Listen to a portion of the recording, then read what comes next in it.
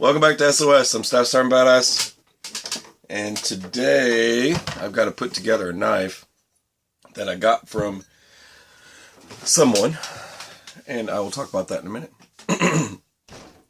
But first, I want to thank all of you because I opened up my YouTube today and was checking things out with the channel. And it says that I've hit 1 million overall views. That is insanity. That means 1 million people have watched my ridiculous videos. Anyway, I thought that was just freaking nuts, and I just wanted to tell somebody. And all of you that watch, I appreciate it, and I thank you, and I love you guys and gals, and I just want you to know that. And I'm going to get started on this now and move on with my life. Oh, one more thing. Next week, I'm going to be doing Whack Pack. I'm going to be doing some Whack Pack videos, a couple of them, and I wanted to entertain people. And I always like doing the Whack Pack videos, because it makes me laugh. It makes Sippy Cup laugh. She actually laughs at my videos, my ridiculousness. And if you go back and check out the Whack Pack videos, it's in the Angry Veteran playlist. If you're not familiar with the Angry Veteran playlist, you should definitely get familiar with that one, because it's pretty funny. Some of it's actually funny, some of it's kind of serious, and I don't know where I go with that. But anyways, let's get started on this. I'm talking way too much. I'm way too rambly today. It's early, man. It's like, I think it was like 4:15 or something was on the clock when I got up this morning. Alright, let's get going. Okay, let's get going here. So, I'm building a survival knife setup, and you guys and gals that watch the show know that I do this a lot, and this is one of my favorite things to do. And I hardly ever get to do things for myself. I'm usually doing it for other people when I build stuff. So, but this time I'm actually going to build something for myself, and I've got an old Pakistani knife. I've had this for a while, and Guns McPew gave me an idea for a knife combo, and he's got a kukri, and it's got one of these small knives with it. It's almost similar to this, but he's got a small knife, and its intended purpose is to do drilling, drill stuff out, punch holes and stuff.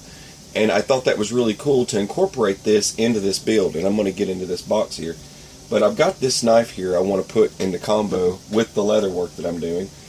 This so far is my favorite ferro rod, okay? It is huge, and it's got a fat wood handle.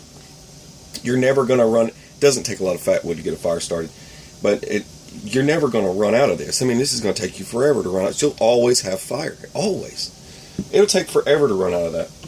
I've got this tin, it's empty, there's nothing in it, but I'm going to build a little carrier in my sheath when I finish this knife. And now we need to get to this. And I'm going to be using tongue oil today to seal the deal on this knife and clean that other knife up.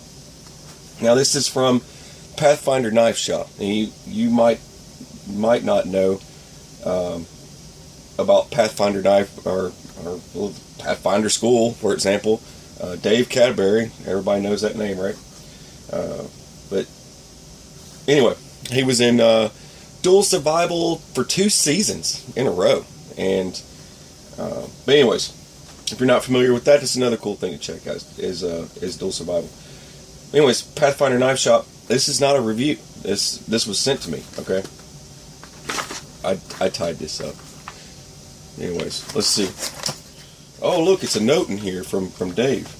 Let me see what it says here. Let me pull this out real quick. Oh, it says, I love your channel. You're the best.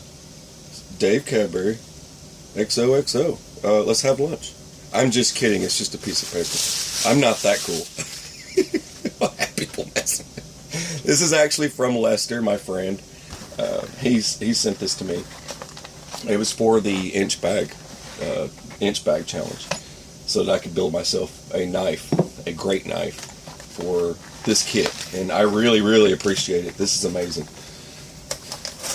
I had you guys going. You guys really thought Dave sent you a knife? No. Anyways, but if you go to their website, though, it is pretty cool. They've got some stuff set up there.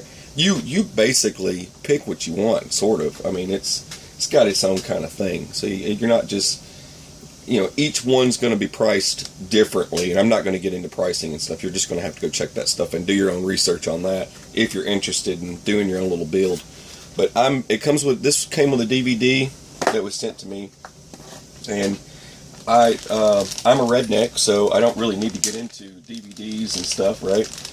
Did we do that stuff? No? I didn't think so. I've already got some stuff kind of set up here, so it's not going to take me forever to do this. But what you want to do, if you get a setup like this, one thing, man, I love the angle on this blade. It's really cool. That's a really nice knife. And, man, you can smell the fresh quenching. That's really cool, though. But I like that angle. You see the angle on that? I actually really like that. It's a really nice blade. Okay, enough about that. All right. So what you want to do here, you're gonna have some unfinished business. You know what I mean? You got rough edges here, and it's not going to just line up. And that's just one thing I wanted to kind of go over. This is my style of doing things, and if you ever get a knife like this and you've got to put it together, this will help you. Okay, that's why I want to do this. Basically, you can either use the original pins that come with the knife if you want.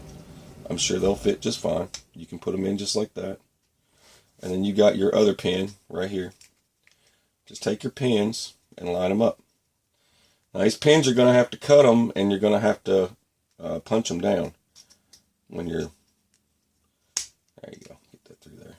And just line it back up. There it goes, just like that. Okay, so that's how you want to start, right? Now I need to know how to get this down to where it needs to be. And I need to know how much to cut off. You don't want to just line this up and then pull out your sander and start sanding it down. That's not how you want to do this. Trust me. Alright. Take my word for it. So what you want to do, get it lined up on here and you'll see your excess. Okay? There's a lot of excess going on there. You're going to line this up, and then you don't want to sand your freaking blade. You don't want to sand that. That's not something you want to sand. Not unless you're going for that look. You want some shiny stuff going on. Me, I personally don't. That's not for me. I like the color of the steel, and I want to keep it that way. All right, so I've got that. Now all I'm going to do now is take this out. So I've got that. It's perfect. Take the pins out. Now that I've got that the way I want it, I'm going to take my sander. This is going to sound ridiculous, but you're going to take your sander and you're going to line this thing up, right?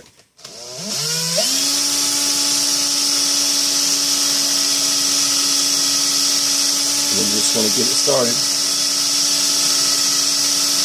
And you could do this on a belt sander if you wanted to.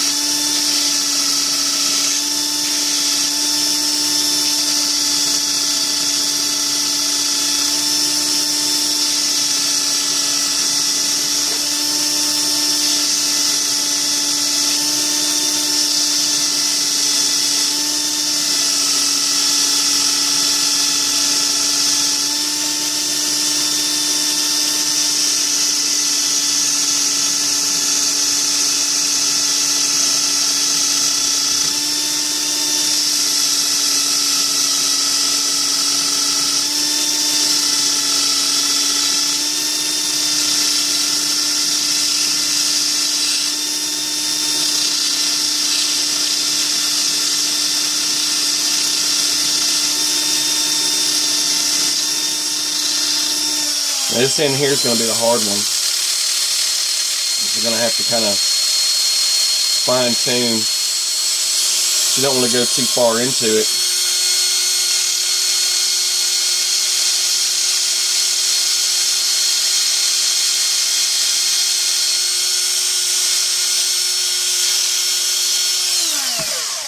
Now I've got to do the front.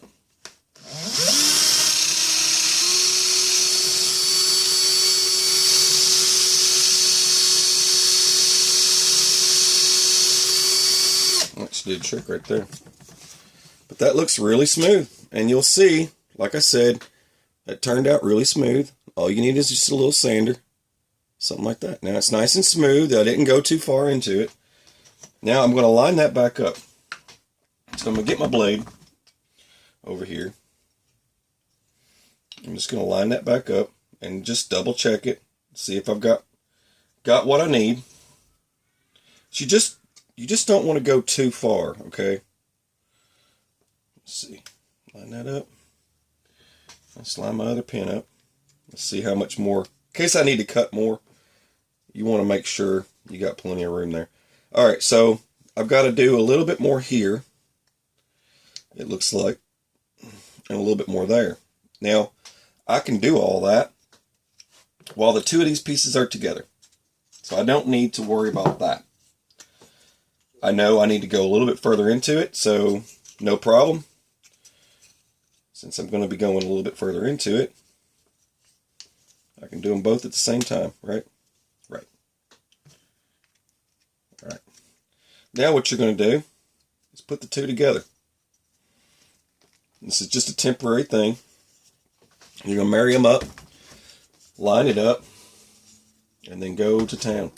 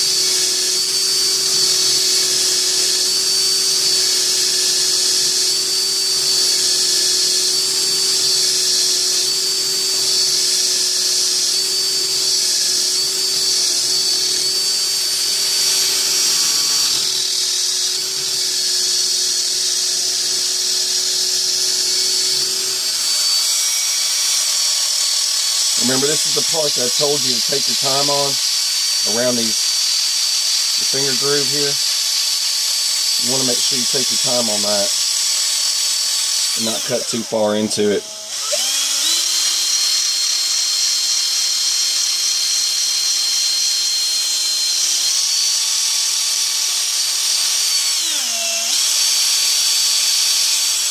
So you can hand sand a lot of this stuff.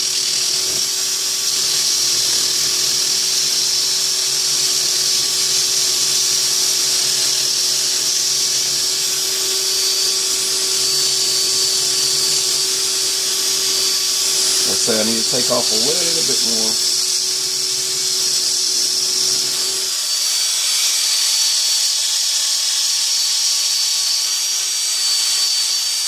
Now's the perfect time for me to get in here and clean up.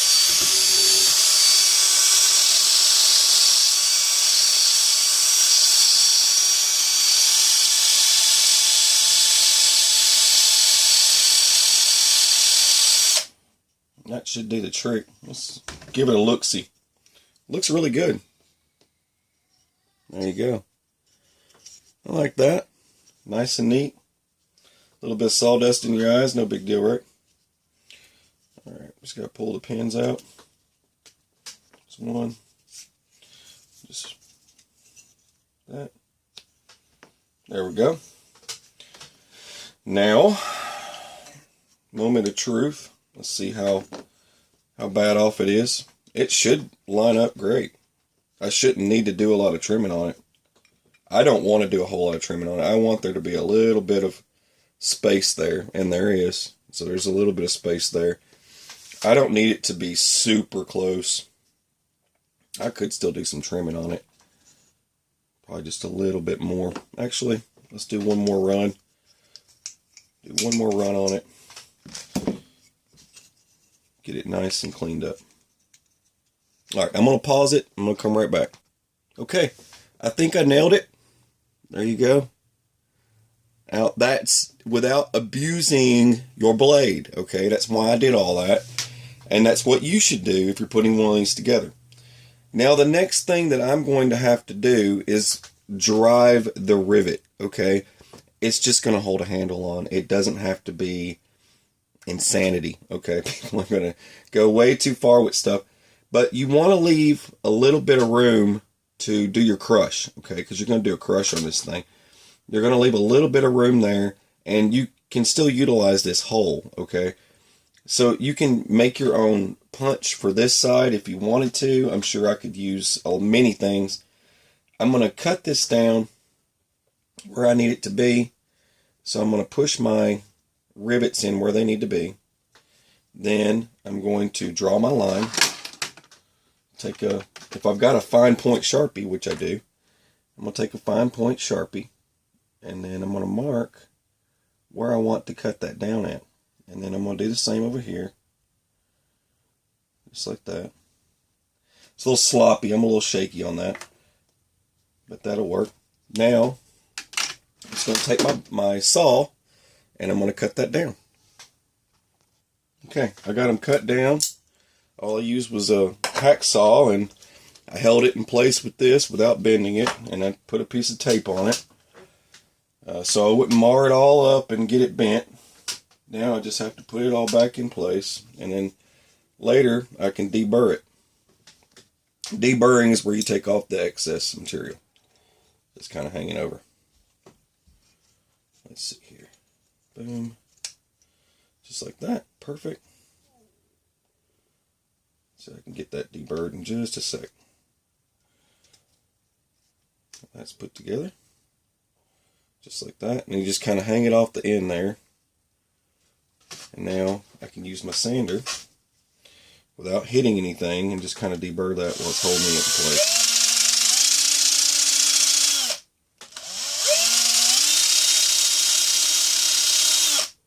Okay, now that's deburred. And I can go down here.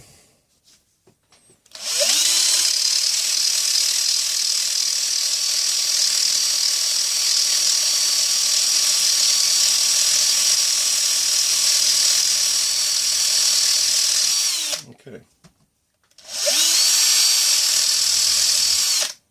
There we go. There it goes. Took a minute for that piece. You see the piece fly off? That's deburring. So you deburr it when you cut it because it leaves a lot of stuff on it. Now I can deburr the inside with something finer than that. Like something like this. A round file. That'll work pretty good for that. Now, what I could use in many situations like this to get this where I want it would be, I'm just going to basically mallet this thing, but I want to use something. I'm looking at tips. See if I got something I can't just put in there. So real quick, I'm going to find something. Okay, I've got several punches, and I found one of my round punches here I'm going to use. So I'm just going to start punching on this thing real quick, and we'll come right back. Well, I am very, very pleased with how that turned out. There you go. Now I can get in there, like I said. I mean, there's many things here, like I was telling you. You can get in there with a round file. I've got other types of, I got so many different types of files here that I could just get in there with. That would probably be nice. That's a nice round file. I can just get in there like that. Just kind of deburr it. This doesn't really have a lot of burrs, but it would be good to deburr it in case I decide to put something through there. Just like that. Just kind of deburr it out. Just like I was saying. Look, a piece fell out. So I got that piece that was in there. There's one more little piece in there, but I'm not really too worried about it. I'm just going to run something through it. But that's the knife. right there. Pretty nice little knife. And most people refer to this as a basic bushcraft knife. And that's what people refer to it as. And it would be a lot cheaper for you to make your own knife. And there you go. Little kit, little project for you. Now, punching this down, you can use something solid steel and a hammer, okay? You don't have to tape it up, but you can. If you're very accurate with a hammer, then you won't have to worry about tape. But I would recommend doing some blue painter's tape. Put some blue painter's tape over it. If you want to be on the safe side, I have a very precise eye for certain things, so I can get around stuff like that. I don't need a lot of that stuff. But as you can see, it turned out swell, and now I'm just going to do the finishing touch. I'm going to do some tungle on it, and this is real simple here. Let me get some. Now when I do this stuff, I usually just use a old t-shirt. You could use a sponge if you want. And make sure you do this over a paper plate or something else. I mean, with this stuff here, you could pretty much just pour it on if you wanted to. But this will really bring it out.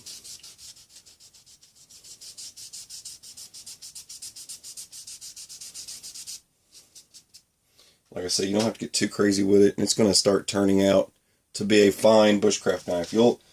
It'll have the awesome look that you want to go for with the finish. And it seals any of the cracks around it. It doesn't matter if you get it on the steel. It's not going to hurt the steel at all. It's another thing I like about tongue oil. Tongue oil is used on AK-47s, any Russian variant rifle. That's how they get the finish. They use tongue oil. So if you're refinishing an old rifle like that, even a Mosin Nagant, you're going to want to use tongue oil. A lot of people don't know that. I figured I'd share that with you. A lot of people will buy these. They want to do a refurbishing of a rifle or something like that, and they don't know. All you got to do is, with wood, go to like Lowe's or something of that sort and get yourself some paint remover. And get yourself some paint remover. It's what it's called, paint remover. Apply it. Be very careful. Do it over aluminum foil. Apply paint remover. And that will remove any finish that you already have on an old antique rifle. Then it'll basically turn the rifle to its original wood stock. And then once you're done doing that, just make sure it's nice and clean and it's dry. Then you can start applying your new finish once you sand it a little bit. Just kind of lightly sand it. And that's what I've done with all of my refurbishing rifles. Because I've had a lot of them that were really old and really nasty. Yeah, that's turning out really nice. It's pretty cool, huh? It's pretty cool what you can do with some. Now, the other thing I'm going to have to do, I'm just going to use the original box that it came in. Just kind of stab that in there. That'll keep it up. And now I can focus my attention on the next one here. This is the little knife. Now I'm going to sharpen all these up. But I'm going to make sure these are like a sort of matching set. That's what I'm going for.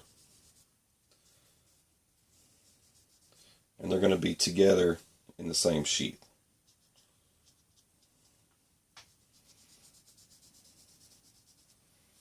That should do the trick. Not really much I can do with this little knife.